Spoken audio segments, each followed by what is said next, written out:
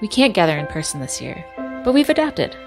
The 2020 Milwaukee Film Festival brings the best in film from across the globe and around the corner. And this year, it's all virtual, so the films and events are coming directly to you. Join us for the 2020 Milwaukee Film Festival, October 15th through the 29th. More information is at mkefilm.org/MFF. Oh, hey, Aster. Oh, I was muted. Hello there. Hi, Kara. Funny to see you here. Yes. Fancy seeing you. Yeah. It's day 15 of the 2020 Milwaukee Film Festival presented by Associated Bank. Did you know that? I did know. It is the final day of the film festival. It's closing night. Yes, and this is the Nightcap presented by the Yabuki Family Foundation, the last one for 2020. Yeah. I mean, normally on closing night, we have one film that hasn't yet been seen, and we're going to put everyone in the main house of the Oriental. There's that same energy, a little bit of like sad goodbye. It's a little bit like the last day of camp, that kind of a feeling. And I've got some rituals for a closing night, including counting the closing night film ballots while tucked in a booth at a bar that I won't tell you about because otherwise people will find us. But this year's a little different. And so I just wanted to be here for this sort of moment of closure and really to thank our members, our audience, Milwaukee, all the filmmakers, kind of everyone involved. Oh, and the staff, for coming along with us on this adventure. This is our first virtual film festival. I'm going to say I think we did a really good job, especially for it being our first. And it's been unusual, but it's been really wonderful to see folks connecting with films that take them away from 2020 and Milwaukee and maybe what's tough right now, or that help you reflect on it. It's felt like we've been able to do the thing that we do best, which is really to connect stories and storytellers and make people think and feel. So I'm pretty pleased about that. How has your festival been? It's been great. Of course, always miss being in person with people in the Oriental, eating the popcorn with the brewer's yeast on it. I miss that greatly. But I also want to repeat the thanks that you just gave to Milwaukee, all of our viewers, our members, people that have donated, people that bought tickets and passes. Really, I can't express my gratitude enough. Milwaukee really showed up for this festival. And also thanks to everyone, my colleagues that put this festival together. It's a great fest. There are so many wonderful films. It's been weird kind of being in my sweatpants the whole time, but actually I'm wearing real pants today. Ooh. I'm celebrating, it's the last day. I put on full outfit today. So wow. I'm still not wearing hard pants, and I'm definitely not wearing shoes. But we're here. Hey, have you voted? Yeah, I sent in my ballot weeks ago by mail. Oh, I mean, good. Yay. Good job. I mean for the Alan H. Budd and Suzanne L. Seelig Audience Awards. Nope. Okay. So I sure didn't. What you're going to need to do is for all the films that you've watched, you're going to need to go with your pass or your ticket codes to the film pages at watch.mkefilm.org. And there's going to be a button on each of those film pages. Just click there and there'll be a form. You'll submit that just like voting in person, same scale. 5 is excellent. 1 is not so excellent. And so you just do it just like you would in the theater. But don't tear it. Normally you tear it, don't tear it. Click, submit. Do not tear that computer screen. Don't tear the computer screen. It really messes up your next Zoom call. So there's a big tear in front of somebody. Yeah.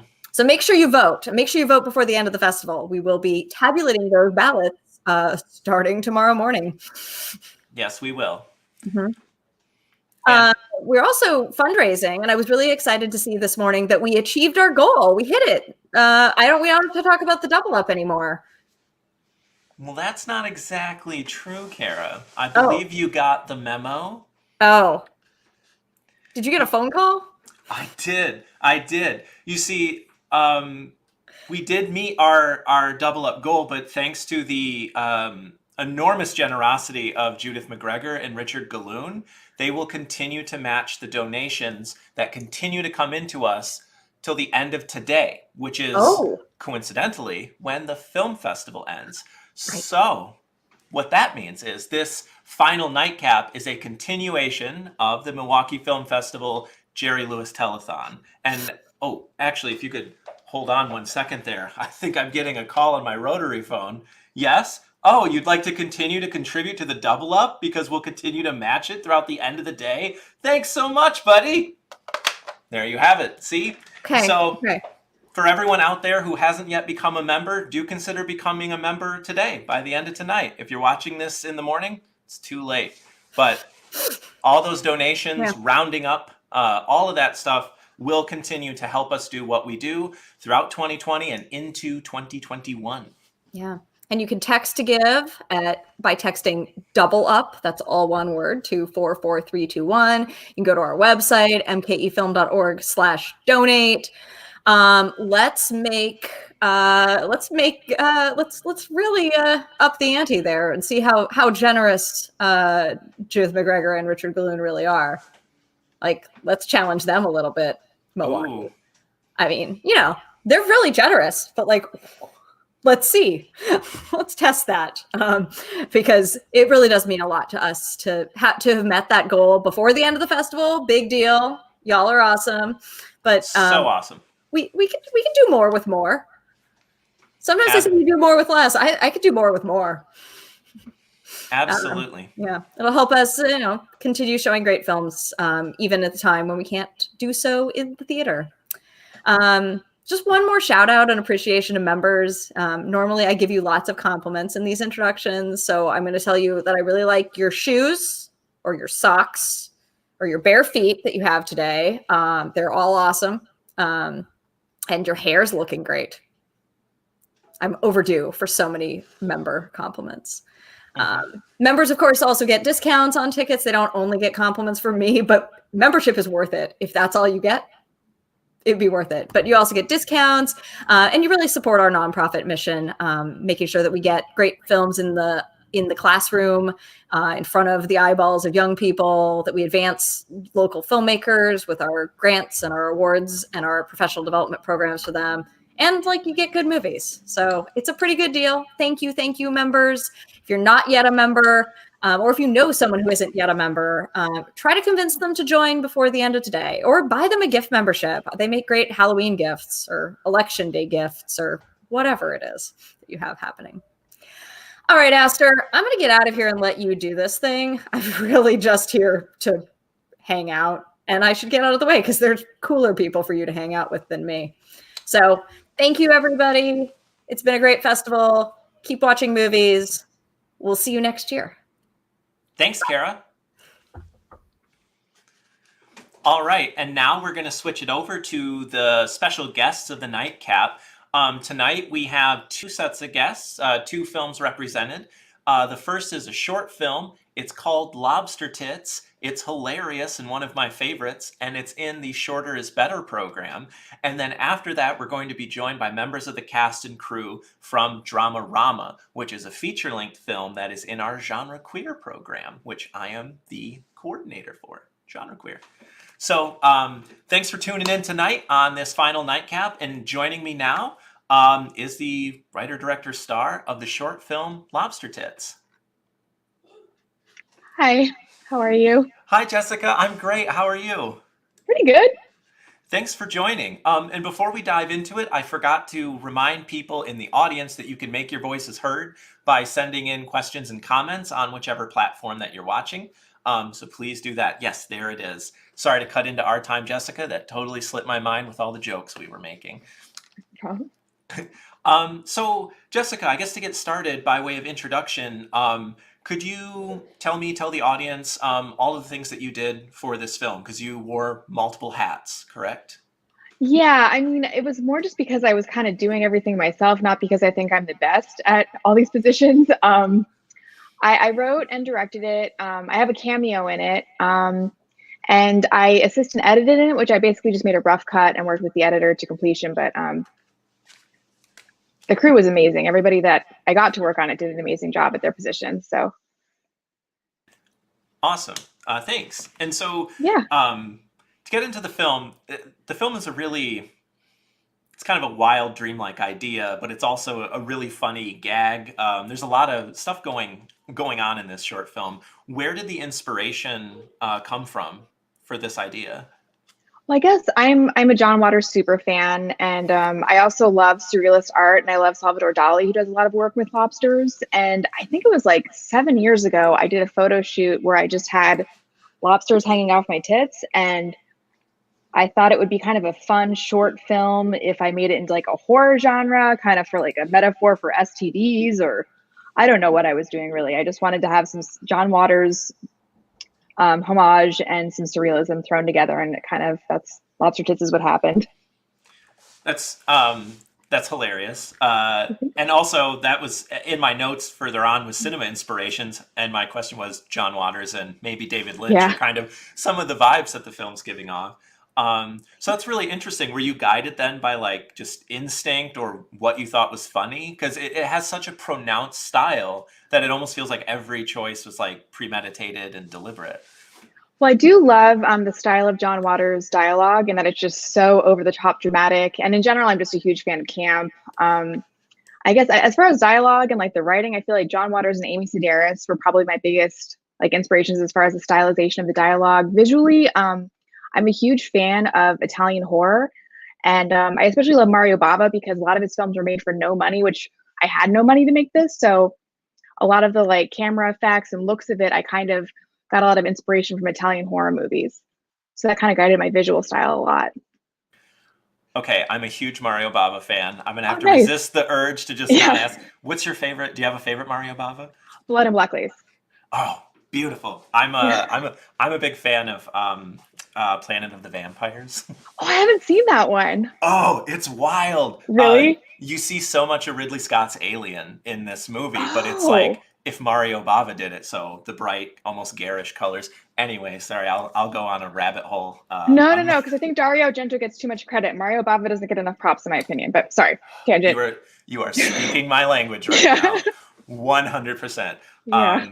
Perfect. And so I guess to draw on another question about the style and the production of Lobster Tits is when you mention Italian horror, the first thing that comes to mind is there's kind of a post-sync sound feeling to Lobster Tits that adds to the surrealism or the dreamlike feature. And that's certainly a feature that any fan of Italian cinema is used to, that all the dialogue is post-dubbed. Yeah. And that creates a very particular mood. Was that like an intentional vibe that you were going for? Yeah, Kevin Rosenquan, who did the sound design for this, actually, we've been friends since film school, and he's amazingly talented. And I kind of wanted the sound of this to sound janky, even though he works at a very high level and is very talented. I wanted it to have I wanted the whole thing to have a retro feel, but that kind of included the sound design, and we kind of worked together to, as things get more intense, to have the sound design get more and more off-putting and kind of jarring, which I think he did an amazing job with. Yeah, definitely. The sound design in this film, it's really incredible. I do want to ask, before we get too far afield, yeah, totally. Is that I noticed that a lot of your credits, a lot of the stuff that you've worked on, you've done a lot of producing and production assistant for television series.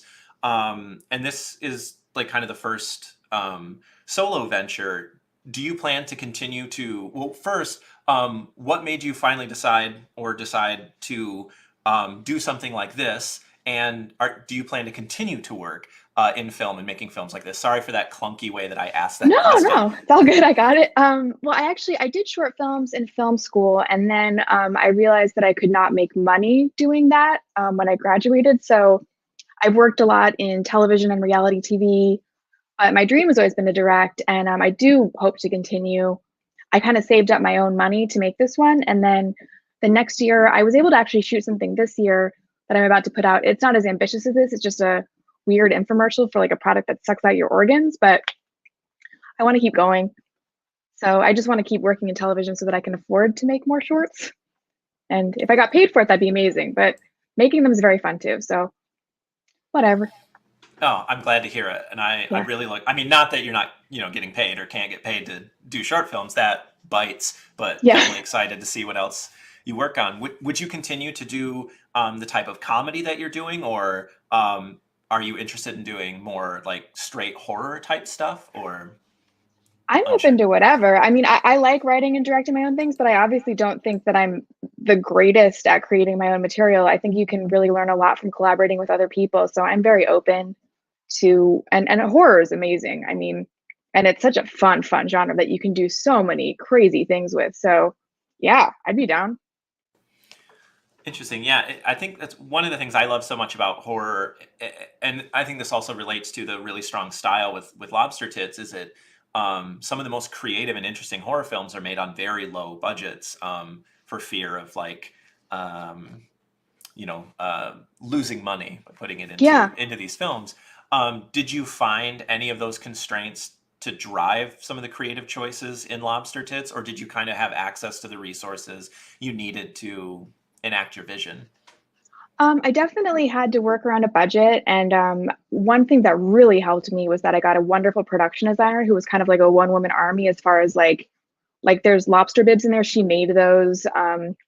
She like her sculptures are in the movie. So I was able to get, and like, I guess one thing that having a budget really kind of facilitated was the lobster attack scene, because I knew that I didn't have any money to do anything super ambitious. So I actually find that sometimes when you have to work around a budget constraint, it makes you a little bit more creative. So we had to be very meticulous in how we shot that to make it look kind of scary, but knowing that we didn't have enough money to do anything that would actually be in real life very impressive looking. So I don't know. I think it makes you more creative when you have obstacles like that, especially if you get to work with somebody really talented like Chloe, the production designer, who was able to kind of, we created a dialogue back and forth and we're able to plan things out in a way that I think would have been better than if I was able to do whatever I want budget wise. Yeah, I want to take a moment to shout out that production design because it She's is awesome. incredible. Like that, it's not to say that the movie doesn't have its own jokes and vibe and everything, but it's hard to imagine it being so successful without the just the style, the tactile Oh, style that's there. she's amazing. I worked with her on the next thing that I directed after this one, and she's just Chloe Badner. I mean, she's not here, but she's so great. Hire her. She's just so passionate and can just do pretty much anything. Super crafty. She's awesome. That's great. Did you find that the production design did it change the way that you developed any of the jokes or gags in the film, or was it mostly you had that set and then the production designer brought that to life with their ideas and work? Well, I'm a pretty visual person myself, and I had written in a lot of the visual gags into my script.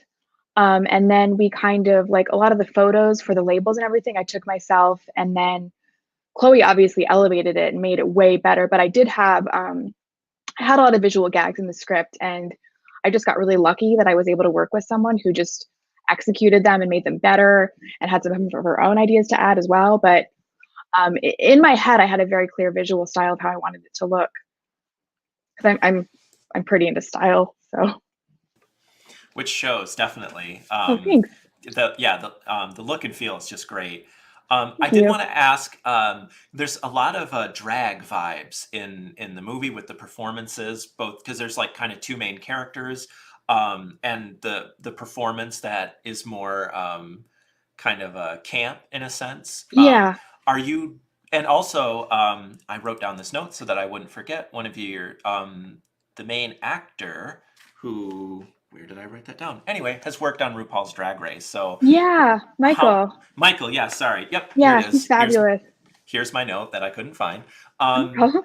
So are you like plugged into the drag scene where you're at in LA, or was that or your collaborators were, or how did drag play into Well, the film? I did some UCB stuff with Michael a million years ago, and then I found out about his drag persona Damiana, and um, I kind of like just messing with gender roles as a general rule, whether it be drag or just having characters act certain ways that you wouldn't expect from certain confines of gender or whatever. So, and I love drag as an art form. So, I guess when I originally wrote it, I kind of had in my head Michael's voice a little bit, and then with flipping with having Chaz be played by Allison, it just kind of seemed like it fit within the world of the script, because I just kind of found having a like a woman dressed as a man yelling at a man in drag about, asking for it. I just thought that that was kind of just a funny thing to have, because it would make some of the jokes a little bit more subversive to me anyways. But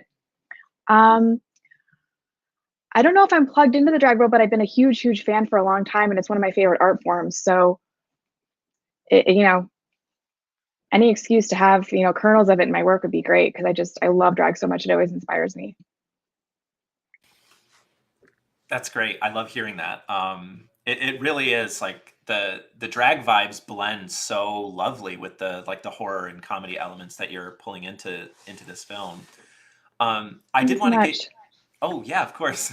I did want to ask a bit about your thoughts or your approach to comedy specifically, and to just set the question up a little bit is, I watch a lot of short films in my role as a programmer at Milwaukee Film, and I've seen a lot of comedy shorts and a lot of queer comedy shorts, and I find that there are kind of very specific approaches that I notice take shape.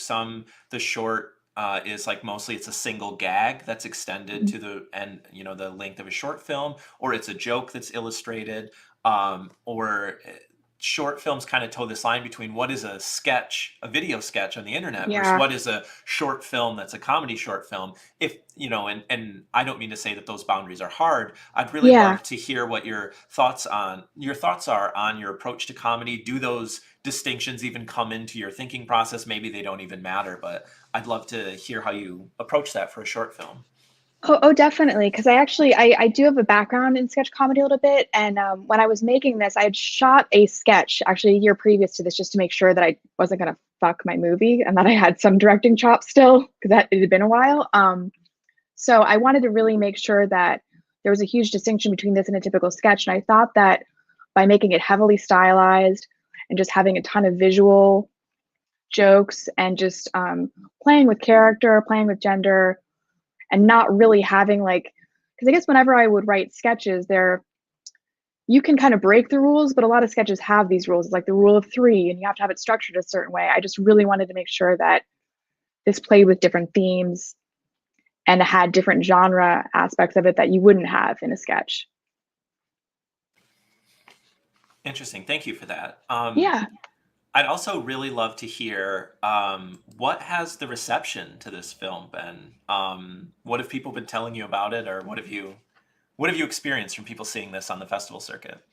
Well, I mean, the people that I've been showing it to have kind of the same sensibility as me, so they've liked it. But as far as, it's been kind of weird. I mean, it played at Santa Fe last year, and I was able to kind of gauge the crowd's reception. And then it's been in other festivals, but they've been online, so I don't really know. I'm very proud of it, and I want to continue making more. It got enough good feedback for me to think that it was worth it to make another one, for sure. So, but yeah, I don't really know. Yeah, that's totally fair. We're in this kind of weird place where technically, I mean, literally we're live right now and I'm talking to an audience, but it is a different vibe because I'm also wearing sweatpants in my dining room. So it's kind of hard, but it is a really hilarious short, and I absolutely loved it. So I hope you continue to get the good feedback on that. Before we run out of time for our segment here, I'd really love to ask you, and I know we kind of touched on this at the beginning of our interview, but what is next for you? Do you have a project that you're working on that you can talk about? Maybe you can't, because sometimes it's too early, but... Sure. I mean, I do have an infomercial that I shot with the same actors, the same production designer, same sound designer, same editor, that I was probably going to unveil on Black Friday, just because it's an infomercial for a product called a waist trader that sucks out organs to make you skinnier. So I have that I was going to unveil along with a phony website. And then I actually wrote a short that I would love to shoot as soon as this is leveled. I don't know. But and it's in the same style as this. I've been watching a lot of Twilight Zone and this Roald Dahl show that's like a Twilight Zone. So I kind of wrote another Twilight Zone type of short that's very much in the vein of this, that I'd love to shoot as soon as I have the resources and it's safer for people to make short art films for fun again. So Yeah. Do you think you'd ever make something with just yourself in quarantine? Because I've seen some filmmakers kind of do a solo quarantine film, but Yeah, well, my the editor of this is actually my boyfriend, and we made a weird 80s short where like we put my head as a werewolf in the vagina of a 1980s porn. So we did that. But amazing. yeah. Where can we see this? It's on my Instagram. It's a mess. I don't. Okay. It's a hot mess. But yes, I'm still trying to create things. I love it. I'm so glad. Yeah. I'm so glad because it's so difficult with the stressors and anxiety just of a normal pandemic, let alone pandemic and election year. It kind of saps those creative capacities Yeah. I'm finding. But Oh, totally. So I'll direct people to your Instagram then to take a look at this movie. God. I mean, I'm going to check that as soon as this is over. I need to see this. It's not. I don't want to overhype it. It's a hot mess, but I did make it. Okay. Even if it is, werewolves, 80s porn are kind of in my wheelhouse, so I'm there. Sure. Well, I want to thank you for being here, for taking the time to talk with me, to talk to our audience. I really look forward to your future projects. I hope we can see you again back in either virtual Milwaukee or real Milwaukee, hopefully. Yeah, your theater sounds like it's beautiful. I would have loved to see it. Oh, it is gorgeous. It is gorgeous. So yeah, that next project, keep in touch so we can see it. I wish you the best of luck, and Thank you. Thank you so much for being here. No, thank you. Bye. I don't know. Okay, there we go. Thanks, Kelsey. So check out Lobster Tits if you haven't already seen it. You have until the end of tonight when the festival ends. It's an incredible, hilarious, as you've heard, kind of surreal short film that I highly recommend. And now we're going to switch over to our next set of guests, which are members of the cast and crew from the film Dramarama. So we will welcome them onto the virtual stage now. Hello. Hello, Jonathan. Hello, Nick. Hi. How are you? I'm great. Oh, no. It's the weird thing about being virtual. We're always accidentally talking over each other. How are both of you? I'm great. I'm also doing well. Yeah. Perfect. I'm glad to hear it. So I guess to get started, would each of you mind introducing yourself and the roles that you played in the film Dramarama? Sure. So I'm Jonathan Wysocki, and I'm the writer-director of Dramarama. I am Nick Pugliese, and I played Gene in the film. Thank you so much. I guess to get started, Jonathan, I guess this is more a question for you as the writer-director. What was the inspiration of this film? How did it take shape? So this is basically based off of my growing up experience, my friends' growing up experience. I started by reading my high school diary, which was horrific. And you know, I was kind of fascinated by, I guess, the mixture of the fact that we were drama nerds, but we were also very Christian. And we were, you know, I was in the closet. My other friend was also in the closet because it was the early 90s. And yet we somehow, I guess a lot of that sexual repression sort of manifested through drama in interesting ways. And I thought that was really interesting. And I also thought it was really interesting that we were kind of goody two shoes. We were not, you know, getting drunk and having sex and doing things that, you know, other teenagers were doing. And I never really saw that in coming of age films. Usually the sort of late bloomers are kind of the butt of the joke rather than the central characters in the film. And so I felt like there were a lot of interesting things that were maybe a little different from your typical coming out film and a little different from your typical coming of age film that I wanted to put in the film. Perfect. Thank you. I have some follow-ups to that, but before we get too deep into it, I do want to ask Nick, how did you get involved in this project? How did you get drawn in, and what were your thoughts initially from the script or how it was pitched to you? I was really lucky. So I have reps in LA who get me auditions, but I also do kind of keep an eye out for projects that sound really cool or special that maybe they miss. And so I saw Dramarama listed online, the casting notice, and I submitted for it. I didn't hear anything for probably probably like a month maybe, and I had forgotten about it. But originally when I saw it, I was like, oh, I get this character, I get this story, like I could do this. Submitted for it, didn't hear anything, a month passed, forgot about it. Then they asked for a self-tape, and so I recruited one of my other actor friends and had her help me. And then like the next day they asked me to go in for a director producer session, and then the day after that they told me I got it. And so it was a very quick process. And then that week, yeah, I met Jonathan for ice cream, and it was, I mean, as you can imagine, it was a great script. So I just was so excited. I had never done a feature, so I didn't know what to expect, but it was awesome. That's great. Yeah, the casting is perfect. I couldn't imagine anyone else in the role of Gene. So I'm so glad that the two of you found each other to make this film. I guess I'll start then with the script for some questions, since Nick, you just mentioned that the script is great, and it is an incredible script. Watching the film, the dialogue, the interactions, it's very, it just feels natural while also being very stylized in the way that like witty banter is stylized. And I know recently for us, you were both on a panel of working with actors, and you had some conversations about improv and the improv techniques that you had on set. I recall Anna said that it was kind of like a summer camp vibe on the set.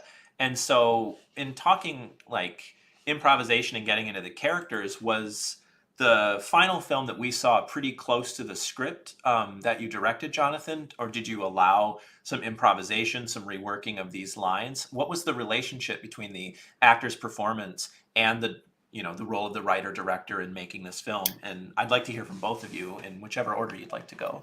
Sure. Yeah, it is quite close to the script, but I always feel like, if you're casting good actors, what you're going to get out of a good actor is, their own creative take on whatever's happening on the page that you've written. And so I feel like there's always this important push and pull in terms of free space that you need to give actors on set, so that they feel the freedom to sort of go in different directions in terms of interpreting a line a different way, or maybe adding something here or there or whatever, in order to make things sound natural, and in order to allow their creative input on the character to come across.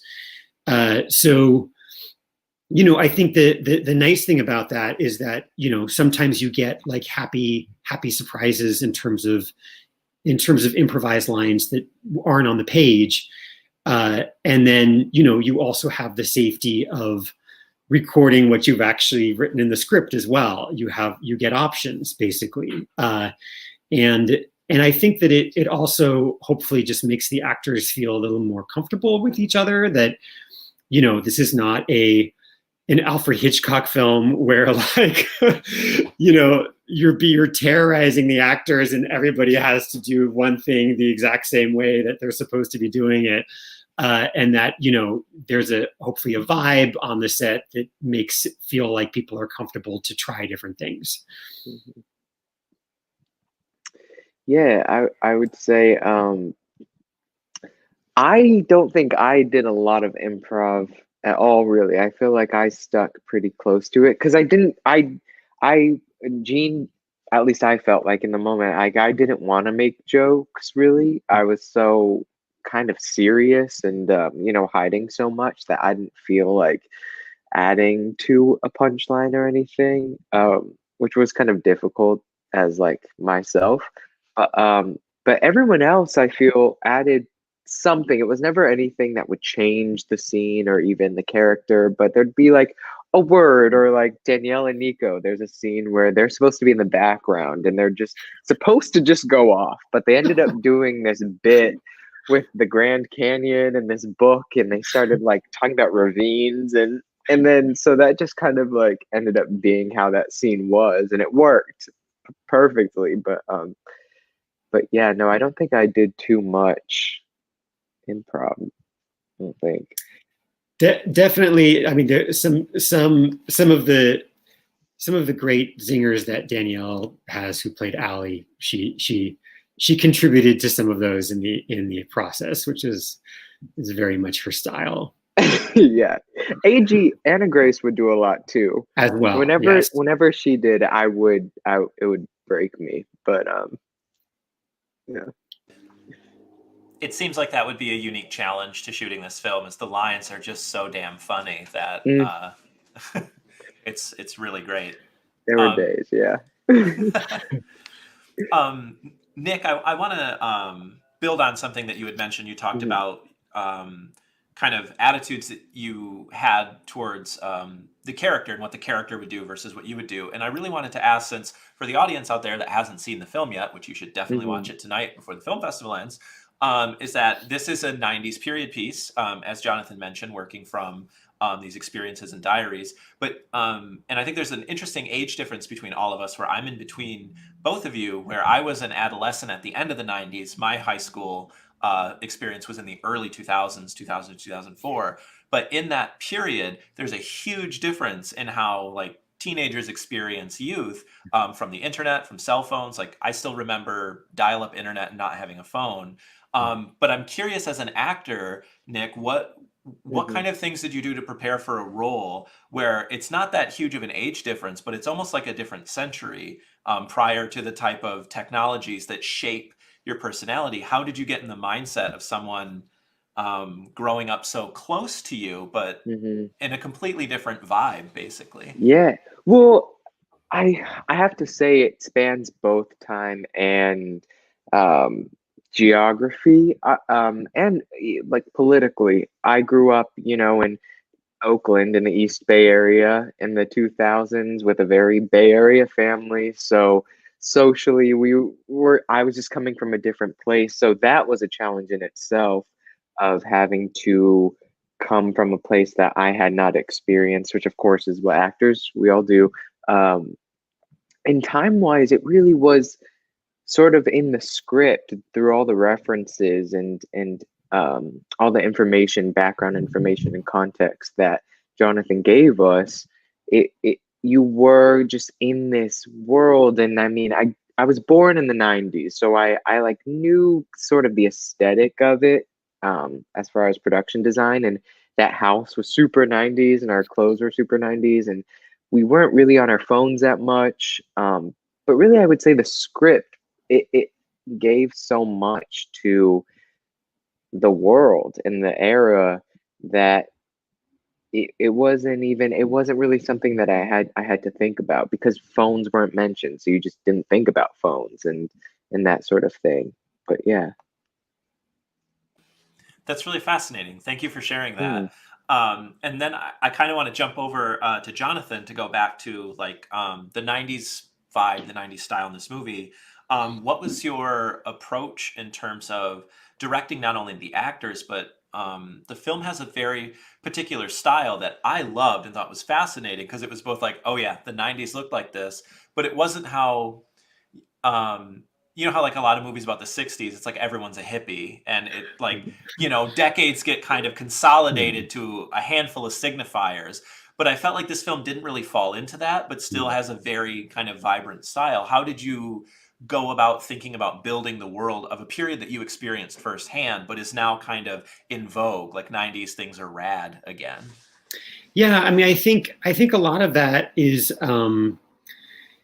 I think with period films in general, I think the mistake that sometimes people make is that periods don't happen in a bubble. Like they're fed from periods before them, and so it's a 90s film, but there's like stuff from the 80s and stuff from the 70s, and that's just that's the same thing with our reality today, right? Like there's stuff from the 2010s and stuff from the 2000s and stuff from the 90s. Like it all just kind of it trickles off in this way. And so I wanted to make sure that with the cars and with the references and what they're consuming at the time and what they're wearing and what's inside the house, that it had this sort of trickle effect where you saw the 90s stuff, but then you saw the 80s stuff, and underneath that you saw the 70s stuff, if that makes sense.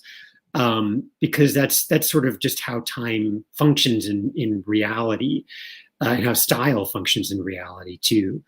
And then, a lot of the really specific references, like the pop culture stuff, again, like that diary really did a lot of work. I mean, it was a lot of it was just going back and going, okay, what movies were we watching at that point? What books were we reading at that point? What music were we listening to at that point? And what was happening in the culture in terms of politics and whatnot that we were talking about. And so all of that came back into the script just by trying to really be specific about what I was consuming in 1994, and just being as true to that experience as I could. Building off that, Jonathan, was it what was it like seeing your own experiences kind of made manifest through the actors and the sets and the styles in your script? Was it difficult or inspiring? I'll stop there before I keep talking. No, yeah, it's such a good question. I mean, I think there's something magical about recreating a memory through cinema. I don't know if you've ever seen that Corey Ada film Afterlife, where they do like a cinematic recreation in the afterlife before, as part of like the going away process. And I don't know, there's something really special about taking, sorry, there's like a large carrot inside my, there's something really special about taking a memory and trying to make a cinematographic timestamp of it. And so, but at the same time, there's layers of fiction in this film, right? It's not, and then, the actors bring their own interpretation. And so watching that sort of warping of what the original kernel was, that was actually the truth, and watching that sort of change is also weird. It's strange. And then, it's strange, like the flashlight homosexual scene, which actually really did happen. in all of its weirdness, that really happened. Like the actors would be like, okay, tell us exactly what you want here. Like, I mean, Anna Grace was like begging for line readings, which I refused to do, just because, they wanted to recreate it like it was. And yet I was kind of bumping up against just the weirdness that I was even recreating this, because it's so weird. So I don't know, that's a long rambling answer to your question, but the long and the short is that it's peculiar. It's peculiar to recreate a memory. No, that wasn't a rambling answer at all. That was beautifully put. And it reminds me of, there's this, I can't remember if it was a tweet or a meme that film nerds were sharing, where it's about how filmmakers are a very perverse group of people, because they'll experience something traumatic or strange and think, I need to recreate this meticulously for an audience to see. Right. But I really appreciate your answer. And that leads me into Nick, the flip side of that question for you. Yeah. What was that process or experience like enacting a character, but a character that is drawn directly from your director's experience? Was it, were you anxious about like messing it up, or did you feel like, well, I have I can return to the well to get inspiration right here? It's interesting. I think I didn't make the connection, truly, honestly. I saw Jean as this completely separate, like, I knew that the story was somewhat, I don't know, I didn't feel the pressure until I saw there's this photo of me and Jonathan. I've mentioned this to Jonathan before too, where our on-set photographer, Babak, he took a photo of us and we were wearing a similar colored shirt. And then when I saw that photo and saw the resemblance, I was sort of like, oh, okay. and then there was a scene that Danielle, who plays Allie, Danielle K, and I were doing, and I won't say the scene in case people haven't seen it, but Jonathan was coming up to us in between takes and was crying, and so that was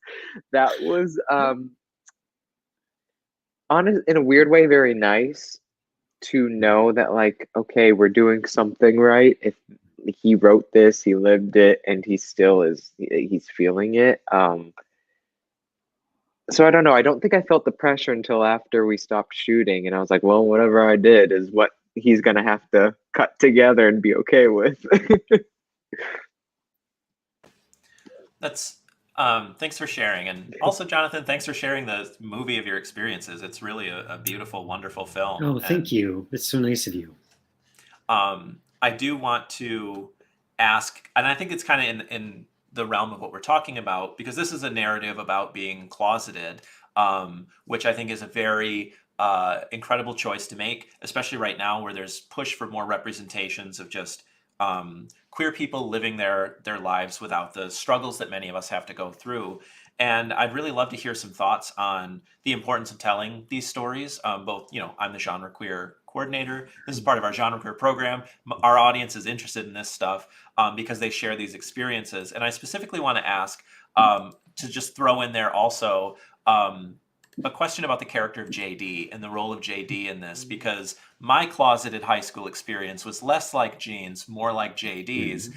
And I find him such a fascinating character. And when friends see this movie on my recommendation, they're like, yeah, that JD's kind of an asshole. It's like, yeah, you don't know what he's going through, though. Like, he might have some stuff he's working through. Anyway, I'll stop with that. But I would love to hear some thoughts about that, because it's central to the plot of the film. Yeah, I mean, the JD character, I felt like in some regards, it was important to me to show someone who was not a drama nerd, who was outside of this group, just to have some kind of a foil to our sort of core group. And then, of course, narratively, he kind of drops the stones in the pond to create the ripples for the rest of the evening, where what he says sort of resonates with everybody, and kind of people kind of have to grapple with their identities, because he shines a bit of a light in front of who they are. But yeah, I felt like I also, the JD character is also somewhat based off of someone that I knew in high school, who was not an asshole, but who was definitely marching to the beat of his own drum in a way that was both fascinating and repulsive. Like it was this, like, I mean, to someone who was like the straight A student and like the goody two shoes, and I'm doing everything that the adults tell me to do type of a person, to encounter someone who, kind of questioned authority, and who was, intelligent, and kind of felt like they had figured out a different way to look at the world that was not going to fit in the box that everybody else was trying to fit into, it was someone that was, I kind of like secretly admired and secretly hated.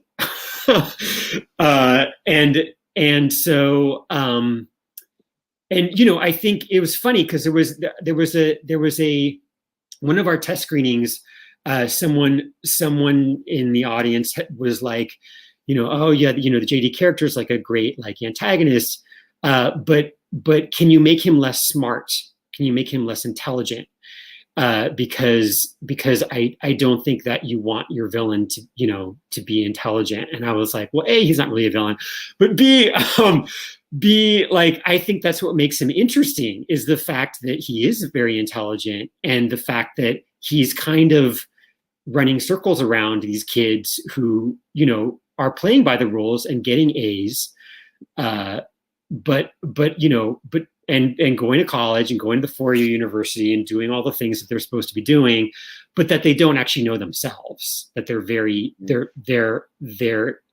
their sort of inward intelligence is not developed. So yeah, I don't know. I guess it's a very another very long answer about the JD character who doesn't get asked about a lot. So I appreciate that question. I appreciate the long answers. Please don't apologize for them.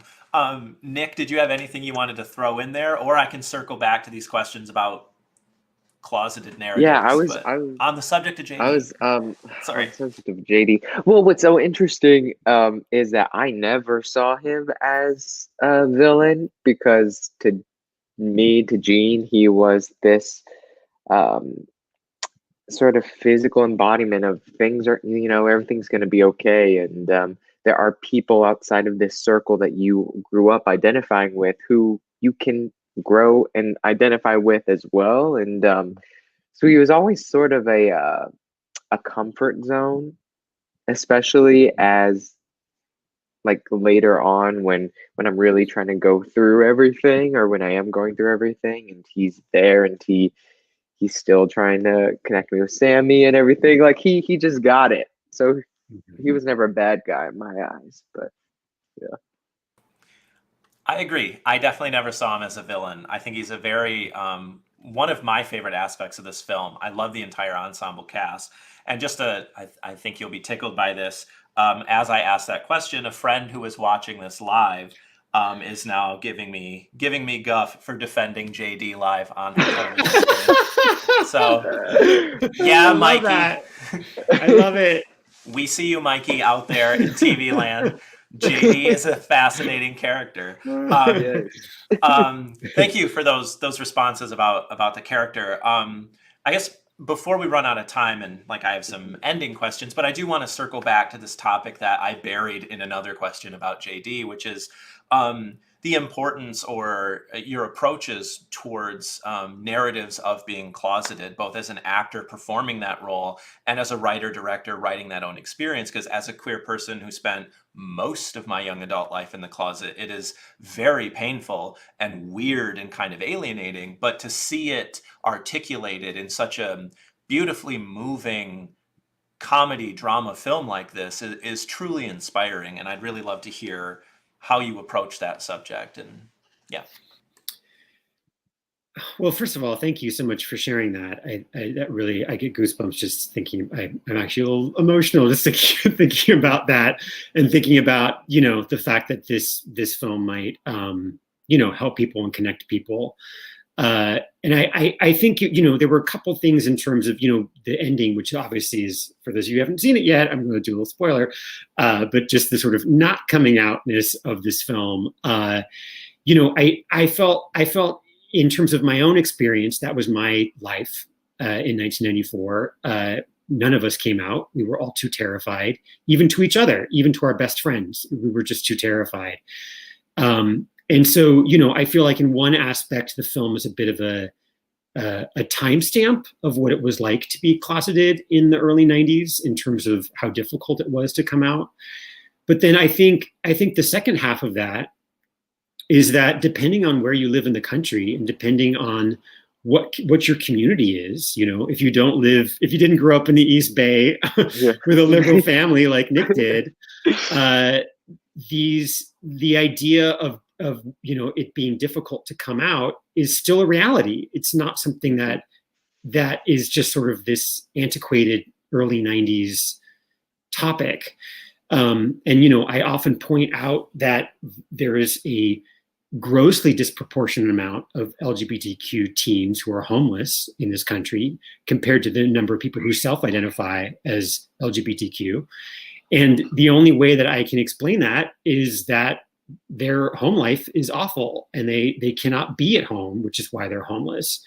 And so, I guess like I'm very grateful for the fact that there are coming out films that are positive, that are, that show affirming positive aspects to coming out.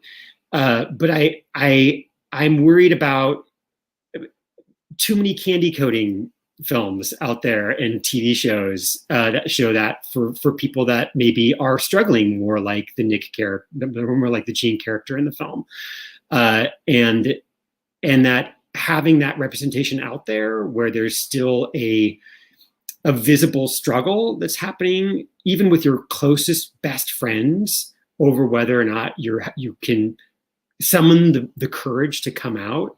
I feel like that's an important thing to put out in the culture, even though, things have certainly gotten better on the larger scale since the early 90s.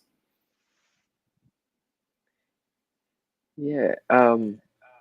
Yeah, Wait. Nick, please. I was just gonna say, I think going back to what you said about how isolating being in the closet can feel for so many people, a large part of why we get into this industry of sharing art and creating art is to make people feel less alone.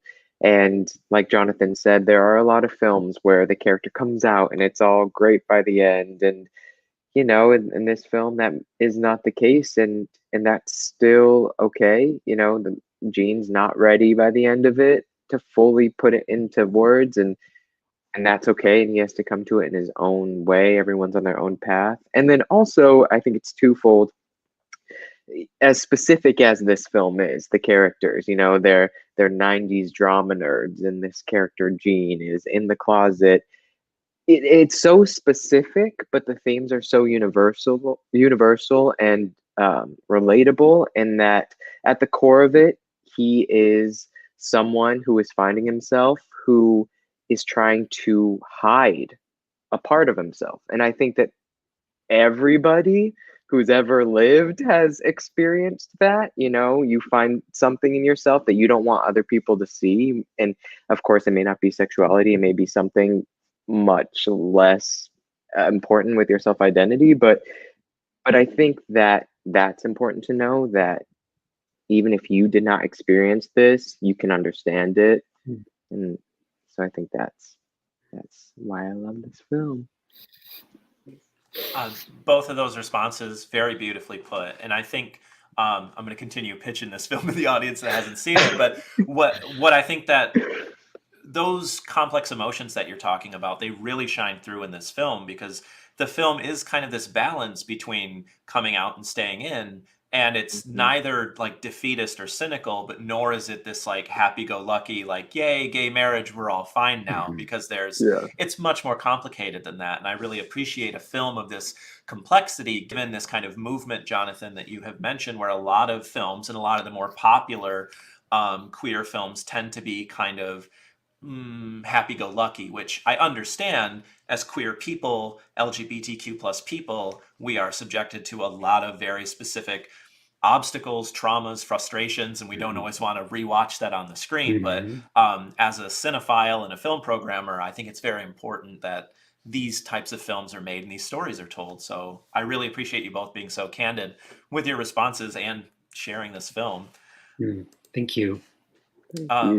Before we run out of time, I would love to hear how has the reception of this film been? How have audiences been responding to it? I mean, my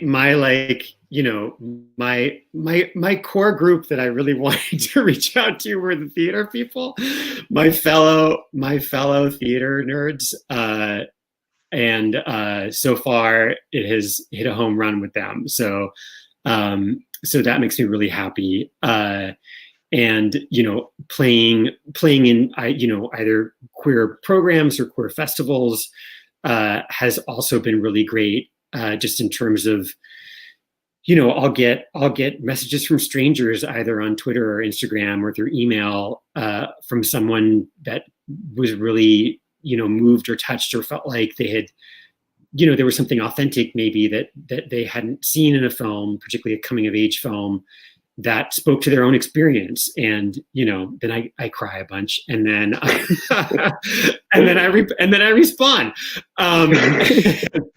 I just got one last night. I was just like, oh, it's like midnight, and I'm like crying on my phone.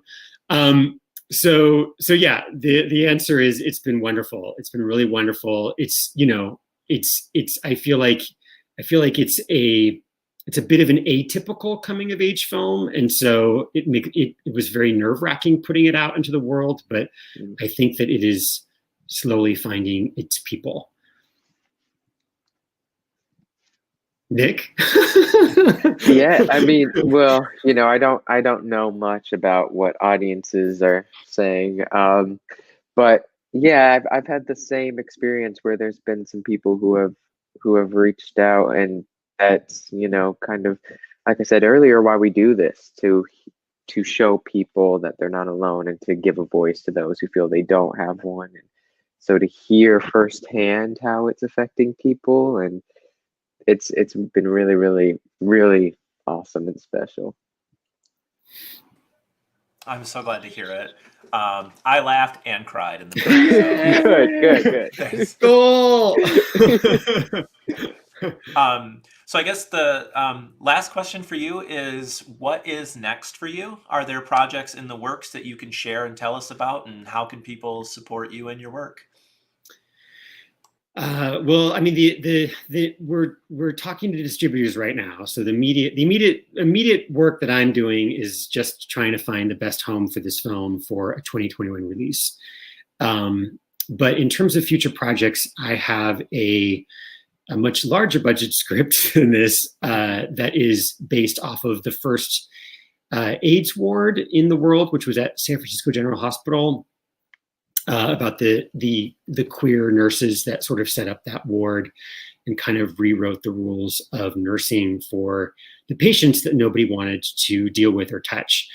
And so it's a historical film, but it's I guess similar in tone to Dramarama, in that the nurses and the patients had such a wonderful time together, even though the circumstances were so dire. There was so much humor and joy in that was also mixed with the pain and the trauma that I am hoping to, again, sort of capture that vibe. That is my favorite vibe, is the full gamut of the human emotional experience, from laughter to tears. So that is what I'm working on next.